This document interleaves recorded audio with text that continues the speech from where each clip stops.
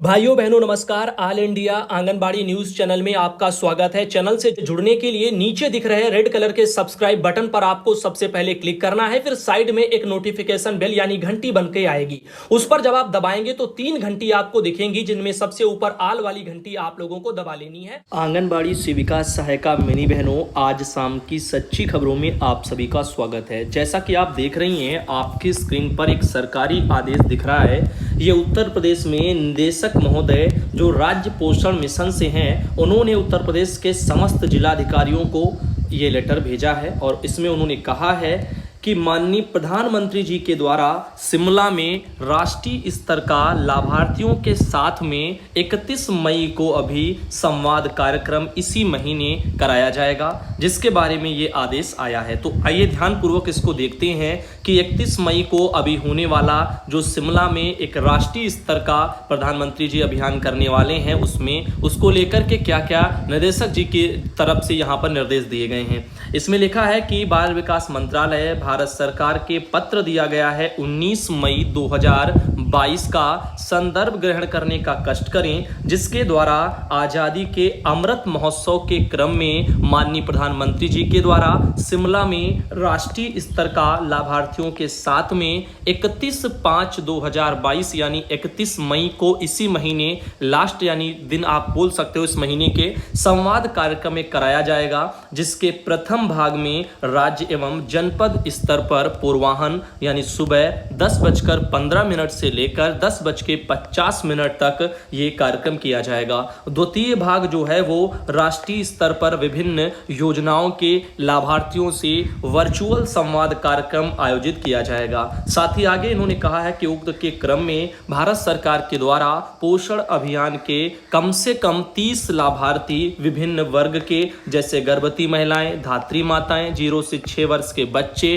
किशोरी बालिकाएं, इनको माननीय प्रधानमंत्री जी से वर्चुअल संवाद कार्यक्रम के लिए चिन्हित करते हुए निम्न प्रारूप पर सूचना उपलब्ध कराना सुनिश्चित करें। इसमें सीरियल नंबर यानी कि आपका क्रम संख्या का कॉलम, कैटेगरी ऑफ बेनिफिशियरी यानी लाभार्थी का प्रकार से तात्पर्य वही है कि कौन सी गर्भवती में है या धात्री में है या 0 से 6 वर्ष में है या फिर किशोरी है, जैसे भी हैं वो हो गया प्रकार। नेम ऑफ बेनिफिशियरी यानी लाभार्थी का नाम, एज यानी कि उम्र, मोबाइल नंबर, डिस्ट्रिक्ट यानी जिला, और हाउ बेनिफिटेड फ्रॉम पोषण अभियान, पोषण अभियान से किस प्रकार उनको यानी कैसे यहाँ पर कुछ भी यानी फायदा हो रहा है, यानी बेनिफिशियरी है, लाभार्थी है तो उनको किस तरह से लाभ मिल रहा है। इधर देखिएगा यहाँ पर आगे इन्होंने कहा है कि उक्त के अतिरिक्त यहाँ पर बेस्ट प्रैक्टिस यानी सक्सेस जो स्टोरी है उसका भी संक्षिप्त विवरण भी तैयार करके उपलब्ध कराएं, जो कि प्रचार प्रसार के लिए मीडिया में साझा किया जा सके। अब इनका यह भी कहना है कि जो कोई बेस्ट प्रैक्टिस वाले यानी कोई सक्सेस स्टोरी है इस तरह की जिनको लाभ मिल रहा हो, जो वो एक तौर पर आप समझ सकते हो गाँव देहात की भाषा में गुणगान बखान, इस तरह से जिसको भी फायदा हुआ है उसका अपना एक स्टोरी टाइप का बनाएंगे, छोटा सा वीडियो टाइप का, और उसमें वो अपना संदेश देंगे सोशल मीडिया में प्रचार प्रसार के जरिए कि इस तरह से इन योजनाओं में ऐसे सब कुछ हुआ है। अतः उक्त सूचना भारत सरकार की अपेक्षा अनुसार 22/5/2022 तक यानी 22 मई, अभी आज आपका 22 हो गया और आज तक जो है मुख्यालय में उपलब्ध कराया जाना सुनिश्चित करे। तो आज इसका लास्ट डे होगा, अधिकारियों ने इसके लिए जो भी था वो पहुंचा दिया होगा, क्योंकि 31 तारीख को यह कार्यक्रम होना है। माननीय प्रधानमंत्री जी के उक्त संवाद कार्यक्रम के लिए भारत सरकार के द्वारा अपेक्षा की गई है कि लाभार्थियों से संवाद से संबंधित नियमानुसार एसओपी तैयार कराएं, जिससे संवाद कार्यक्रम सुगमता पूर्वक जो है निर्बाध रूप से संचालित हो सके। तो एक ये लेटर आया था जो आप सब भाई बहनों को दिखाया। अब चलते हैं आगे, और आप यहाँ पे नीचे भी उन्होंने इसी जो है अभियान को लेकर के आगे कहा है। कपिल सिंह जी हैं यहाँ पर निदेशक और उनका ही ये लेटर जारी हुआ है। अब जैसा कि आप देख रहे हैं, अगला जो सरकारी आदेश आपकी स्क्रीन पर हम दिखा रहे हैं ये है उत्तराखंड राज्य से, और ये देहरादून से निदेशालय से ये जो है ऑर्डर निकला है 20 मई को, और ये समस्त जिला कार्यक्रम अधिकारियों को उत्तराखंड में भेज दिया गया है। तो पूरे उत्तराखंड के बहनों ध्यानपूर्वक सुनिएगा, ECCE से संबंधित यहाँ पर सूचना आपके वहां मांगी जा रही है, और इसमें आगे उन्होंने कहा है कि उपरोक्त विषयक अवगत कराना है कि शिक्षा विभाग के साथ में समन्वय करो और नई शिक्षा नीति की कार्य योजना तैयार करो, जिसके लिए शिक्षा विभाग को विभागीय सूचना की आवश्यकता भी होगी। तो इसी के क्रम में यानी उक्त के संबंध में आपको निर्देशित किया जाता है कि निम्न प्रारूपों पर सूचना 21 मई तक निदेशालय को उपलब्ध कराओ। आज 22 मई हो गई है, कल तक ये सूचना उत्तराखंड में इन प्रारूपों पर मांगी जा चुकी चुकी होगी ऑर्डर के मुताबिक। बाकी धरातल पर कैसे क्या हो रहा है, कब तक होगा, वो एक अलग बात है। अब प्रारूप नंबर 1 में इन्होंने डाला है क्रम संख्या का कॉलम, जनपद के नाम का, संचालित केंद्रों की संख्या जिनमें पूर्ण केंद्र कितने हैं और मिनी केंद्र कितने हैं, साथ ही विद्यालय और विद्यालय परिसर में संचालित केंद्रों की संख्या, साथ ही विद्यालय या विद्यालय परिषद में संचालित केंद्रों में कार्यरत कार्मिकों की संख्या जिनमें आंगनबाड़ी कार्यकर्ती की संख्या, सहायिका की संख्या, मिनी कार्यकर्ती की संख्या। साथ ही प्रारूप नंबर 2 है क्रम संख्या का कॉलम, जनपद के नाम का कॉलम, विद्यालय और विद्यालय परिसर में कार्यरत कार्मिकों की संख्या जो 12वीं उत्तीर्ण हैं, आंगनबाड़ी कार्यकर्ताओं की संख्या, सहायिका की संख्या, मिनी कार्यकर्ता की संख्या। साथ ही विद्यालय या विद्यालय परिसर में कार्यरत कार्मिकों की संख्या जो 12वीं उत्तीर्ण नहीं है अथवा 12वीं से कम पढ़ी लिखी हैं, उनमें आंगनबाड़ी कार्यकर्ता की संख्या, सहायिका की संख्या, मिनी कार्यकर्ता की संख्या। साथ ही प्रारूप नंबर 3 है क्रम संख्या का कॉलम और जनपद के नाम का, विद्यालय या विद्यालय परिसर में वहां पर बाहर संचालित आंगनबाड़ी केंद्रों की संख्या, विद्यालय परिसर में संचालित केंद्रों में पंजीकृत बच्चों की संख्या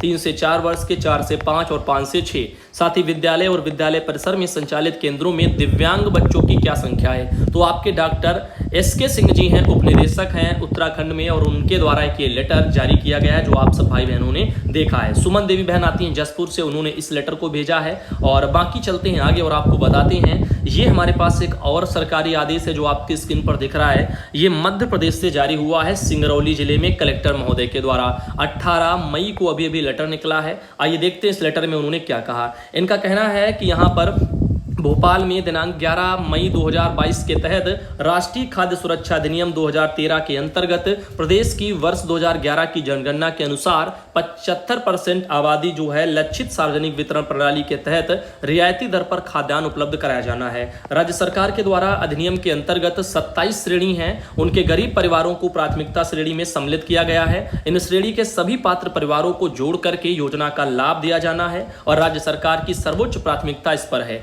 भारत सरकार के द्वारा आकांक्षी हाई बर्डन जिलों में NFSA वगैरह के अंतर्गत 27 प्राथमिकता श्रेणी के अंतर्गत आने वाले सभी परिवार सदस्यों को एवं अनुसूचित जाति एवं जनजाति के समस्त आयकरदाता जो प्रथम वाले हैं, द्वितीय श्रेणी के अधिकारी हैं, इनको छोड़ करके प्राथमिक परिसर जो है परिवार में सम्मिलित होने के कारण समस्त अनुसूचित जाति जनजाति के हितग्राहियों को प्राथमिकता के आधार पर पात्रता पर्ची जारी करके लाभान्वित किए जाने के निर्देश दिए गए हैं। प्रदेश के जो है आकांक्षी एवं हाई बर्डन 31 जिलों एवं आदिवासी 7 जिलों में वर्ष 2011 की जनगणना के अनुसार NFSA के अंतर्गत सिंगरौली जिला भी सम्मिलित किया गया है। आकांक्षी एवं हाई बर्डन आदिवासी जिले में सम्मिलित होने से जो है यहाँ पर NFSA के अंतर्गत सम्मिलित जो भी प्राथमिकता श्रेणी के परिवार हैं उनको अभियान के रूप में यानी इसी अभियान में जोड़ना है। और इसके अनुसार पंचायत, महिला एवं बाल विकास और राजस्व, सहकारिता, नगरीय निकाय, ऐसे तमाम जो है मैदानी अमले को भी सम्मिलित किया जाएगा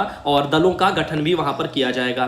तो यहाँ पर सर्वेक्षण का कार्य समय सीमा के अनुसार किया जाए, इसके बारे में बोला गया है। इसमें 3 यहाँ पर पॉइंट हैं। प्राथमिकता श्रेणी में छूटे हुए सदस्यों की सूची तैयार की जाए, छूटे हुए हितग्राहियों को उक्तानुसार दस्तावेज प्राप्त करके ग्राम पंचायत वार्ड कार्यालय में आवेदन कराते हुए सत्यापन की कार्रवाई की जाए। सर्वेक्षण दल ग्राम पंचायत वार्ड के समस्त प्राथमिकता श्रेणी के हितग्राहियों को सम्मिलित करने संबंधी प्रमाण पत्र भी दिए जाएं और उक्त कार्य की मॉनिटरिंग क्षेत्र अंतर्गत जो नगर पालिका निगम है, समस्त मुख्य कार्यपालन अधिकारी हैं, ऐसे सभी लोग दिए हैं, सर्वेक्षित दलों से जानकारी प्राप्त कर लें और नियंत्रण कक्ष स्थापित करें। इस तरह से यहाँ पर चीजें आ रही हैं और ये एक कलेक्टर के महोदय के सिंगरौली जिले के जो है उनके स्तर से के लेटर जारी हुआ था।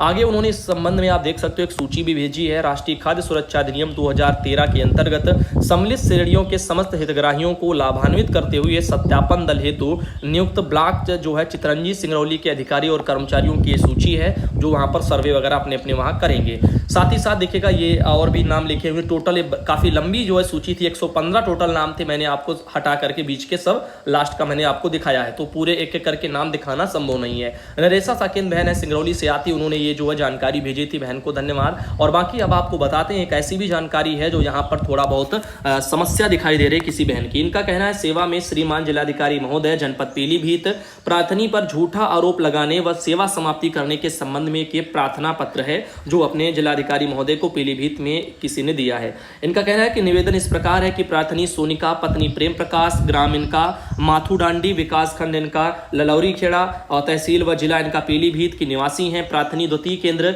रूपपुर कमालू नंदघर की आंगनबाड़ी कार्यकर्ती हैं। महोदय, हमारे केंद्र रूपपुर कमालू नंदघर पर दिनांक 23/4/22 को पोषण चौपाल, एनीमिया कैंप और डी वर्मिंग डे आदि का आयोजन किया गया था। वर्मिंग डे के कार्यक्रम में मेरे नंदघर पर किया गया, जिसमें जिलाधिकारी महोदय पीलीभीत और डीपीओ अरविंद कुमार यादव, सीडीपीओ के चार्ज में अनीता चौधरी, पोषण सखी हुसन मानो, अन्य केंद्रों की कार्यकर्ती, उनकी सहायिकाएं मौजूद थीं, जिसमें अन्य केंद्रों से लाभार्थी बच्चे तथा महिलाएं बुलाई गई थी। जिलाधिकारी महोदय ने पूछताछ के दौरान प्रथम केंद्र के लाभार्थी ऋषभ पुत्र श्री अनुज कुमार का नाम प्रथम केंद्र के सर्वे में अंकित किया। जिलाधिकारी महोदय ने ऋषभ लाभार्थी बच्चों का वजन, लंबाई रजिस्टर तथा ग्रोथ मॉनिटरिंग मांगा था, जो कि प्रथम केंद्र की आंगनबाड़ी सुमन लता यादव के पास था। सुमन लता के उपस्थित होते हुए भी डीपीओ अरविंद कुमार यादव व सीडीपीओ के चार्ज में अनीता चौधरी ने द्वितीय केंद्र की आंगनबाड़ी सोनिका को जिलाधिकारी के समक्ष खड़ा कर दिया और उससे बच्चे का वजन, लंबाई जो है रजिस्टर तथा ग्रोथ चार्ट मांगा, लेकिन सोनिका के पास लाभार्थी बच्चे का कोई रिकॉर्ड नहीं था। जिलाधिकारी महोदय के द्वारा वजन पंजिका के अवलोकन में पाया गया कि आंगनबाड़ी कार्यकर्ती के द्वारा माह जून 2020 के उपरांत से मार्च 2022 में ही वजन, लंबाई का अंकन पंजिका में किया गया। यह रजिस्टर प्रथम केंद्र की आंगनबाड़ी सुमन लता का है। जिलाधिकारी महोदय ने प्रथम केंद्र के एक लाभार्थी बच्चे का 3 वर्ष का रिकॉर्ड मांगा था, जो कि प्रथम केंद्र की आंगनबाड़ी सुमन लता नहीं दे पाई। जिलाधिकारी महोदय ने प्रथम केंद्र की आंगनबाड़ी कार्यकर्ती सुमन लता यादव के सेवा समाप्ति के आदेश दिए थे, लेकिन डीपीओ अरविंद कुमार यादव व सीडीपीओ के चार्ज में अनीता चौधरी ने प्रथम केंद्र की आंगनबाड़ी से पैसे लेकर के द्वितीय केंद्र की आंगनबाड़ी सोनिका जो है यहाँ पर उनकी सेवा समाप्ति का लेटर उन्होंने बनवा दिया व अन्य कार्मिकों की जो यहाँ पर दशा पता नहीं क्या इन्होंने लिखा है, दर्शा दी, यानी इनकी जो है कमियां इनकी दर्शा दी। और 3/3/2022 को अधो हस्ताक्षरी के निरीक्षण में केंद्र बंद पाया गया था, जबकि महोदय केंद्र खुला था। उपस्थिति लगाई गई थी। अधो हस्ताक्षरी द्वारा जो है कई भी स्पष्टीकरण या नोटिस नहीं दिया गया था। महोदय सीडीपीओ के चार्ज में अनीता चौधरी प्रार्थनी के घर पर रुपए लेने आई और कहा कि यदि तुम रुपए दे दोगी तो तुम्हारी सेवा समाप्ति नहीं जो है लेटर नहीं बनेगा, किंतु महोदय प्रार्थनी ने रुपए देने से साफ इनकार कर दिया। तब प्रथम केंद्र की आंगनबाड़ी सुमन लता का लेटर न बना करके द्वितीय केंद्र की आंगनबाड़ी कार्यकर्ती सोनिका की सेवा समाप्ति कर दी। लेटर जो है इनका बना दिया। 23/4/22 को शाम जो है लगभग 5 बजे सीडीपीओ अनीता चौधरी प्रार्थनी के घर पर लेटर जो है देकर के चली गई। प्रार्थनी जब इस घटना से अवगत कराने जिलाधिकारी महोदय के पास गई तो जिलाधिकारी ने प्रार्थनी की बात सुने बिना ही उसे कार्यालय से बाहर निकाल दिया। महोदय प्रार्थनी पर झूठे आरोप लगाकर उसे फंसाया गया है। प्रार्थनी को अपनी किसी भी बात को कहने का मौका नहीं दिया गया, जबकि प्रार्थनी का केंद्र नियमित रूप से चल रहा है, किसी भी प्रकार की कोई शिकायत नहीं है। सीडीपीओ अनीता चौधरी द्वारा प्रार्थनी की शिकायत चार्ज देने के लिए लेटर दे दिया गया, जबकि प्रार्थनी की कोई गलती नहीं है, तो प्रार्थनी किस प्रकार अपना चार्ज दें, इस तरह से यहाँ पर उनका अपना कहना है। तो यहाँ पर उन्होंने कहा है कि उक्त घटना की जांच कराई जाए, उससे प्रार्थनी को न्याय मिल सके, दोषियों पर उचित कार्रवाई हो। तो ये यहाँ पर उन्होंने 19/5/22 को एक लेटर सोनिका जो है यहाँ पर प्रार्थनी उन्होंने दिया है। अब आप देखिएगा इस तरह से यहाँ पर गलत तरीके से जांच करके गलत इंसान को फंसा दिया गया। तो ये है यहाँ पर इनकी अपना जो भी उन्होंने कहा, आरोप लगाए हैं, जिनका कहना है। तो विभाग को चाहिए कि यहाँ पर साफ सुथरा काम कराया जाए, और वहीं पर अगर आपको न्याय ना मिले तो आप कोर्ट की शरण भी जरूर लें। कोर्ट में भी आप केस कर सकती हैं, इसके लिए आप स्वतंत्र हैं, क्योंकि आपके साथ गलत हुआ, आपका लाभार्थी जानता है, आप जानती हैं, उसके माँ बाप जानते हैं, और किस क्षेत्र का लाभार्थी है, क्या हुआ था, वो सब जानते हैं। तो आप चाहें तो आगे भी कोर्ट की शरण में भी जा सकती हैं। फिलहाल के लिए आज का वीडियो शाम का कैसा लगा, अगर पसंद आया है तो लाइक करना। सुबह के वीडियो में